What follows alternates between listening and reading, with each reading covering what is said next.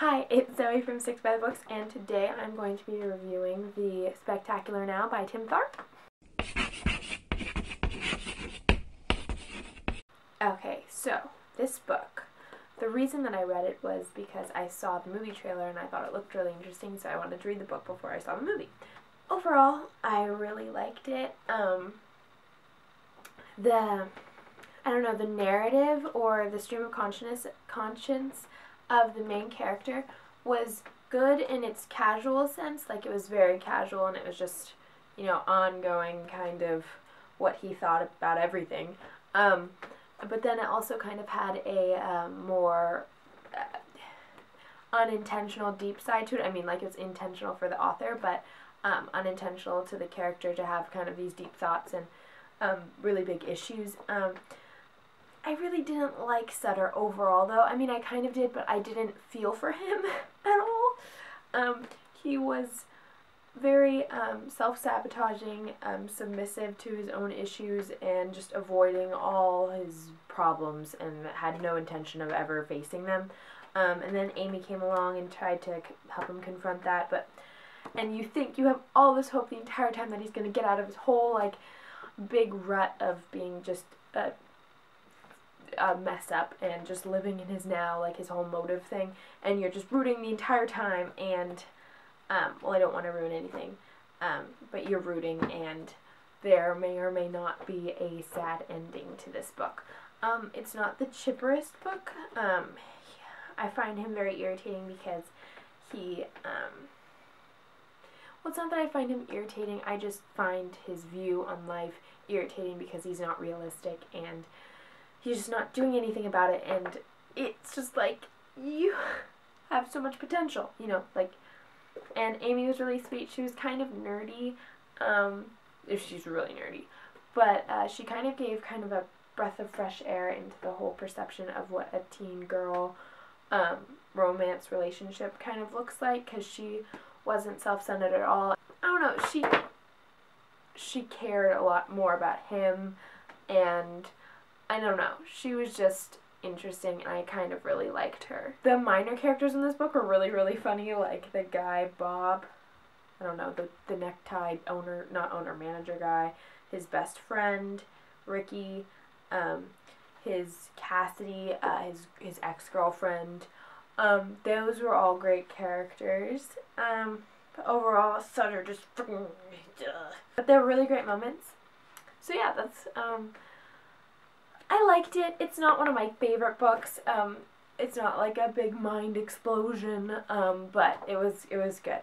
I actually have a new thing I want to try out, and it's a segment kind of thing where I do my favorite quotes from books. So usually when I do quotes, I don't know if you can see it, I have little tabs. I just put them in. Usually I just kind of underline or box around something that I really liked. So yeah, I wanted to try and do a little quote section and read you my quotes, my favorite quotes from the book, and you can comment your favorite quotes and tell me if you like this kind of thing. I wanted to do like a whole separate video on quotes from books, but I might just incorporate it into book reviews. So let's do this. Page 66. I'm going to grab hold of this knight and crack it open, eat the fruit right out of the middle, and throw away the rind. Page 73. There's this sense of being super alive. You're in on a secret that all the dull, sleeping people don't know about. Unlike them, you're alert and aware of existing right here in this precise moment between what happened and what's going to happen. Page 100. So then what happens, Ricky asks. You get to be about 11 or 12 and everything's old hat. They've drummed the miraculous out of you, but you don't want it to be like that. You want the miraculous. You want everything to still be new. So when you take that drink or you smoke that blaze, it's like you're getting that back. Again, page 100. It's a giant con game. One thing gets old, then you have to buy the next thing that gets old, then the next thing. Our whole society is a training ground for addicts. Page 101. They even turned our own bodies into products, dude. Abs and mams and glutes and pecs. You have to buy the next workout equipment or diet book or whatever, or you have to go into the plastic dock and have them tuck your tummy or suck the fat out of your ass. I'm not embarrassing I'm not embracing this bullshit. Don't you see what I'm talking about? They're turning us into products, dude. The same atomic vampires are behind it. They send out their minions to hypnotize you with the latest pop singer slash stripper on the newest video game or cell phone, or the latest blam blam kablooey movie at the Cineplex. And then once they have you hypnotized, they lure you into the huge mega electric castle. No, it's not cool, because once they get you in there, they run you through the CAT scan looking machine called the desolinator. When you come out on the other side, you're nothing but a product. And what's that product called? Emptiness, dude. That's what it's called. And for the rest of your life, they sell you over and over, right to the end when they package you one last time and plant you in the ground. Page 105. These days, a kid has to go looking for his own initiation or make his own personal war to fight, since the wars the atomic vampires throw are so hard to believe in. It's like Ricky says, every time they trump one up, it gets worse.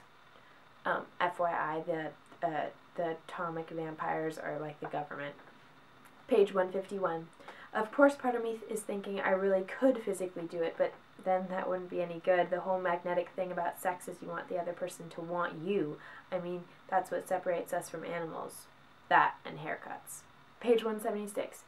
Besides, it doesn't matter if it's real. It never does with dreams. They aren't anything anyway but lifesavers to cling to so you don't drown. Life is an ocean, and most everyone's hanging on to some kind of dream to keep afloat.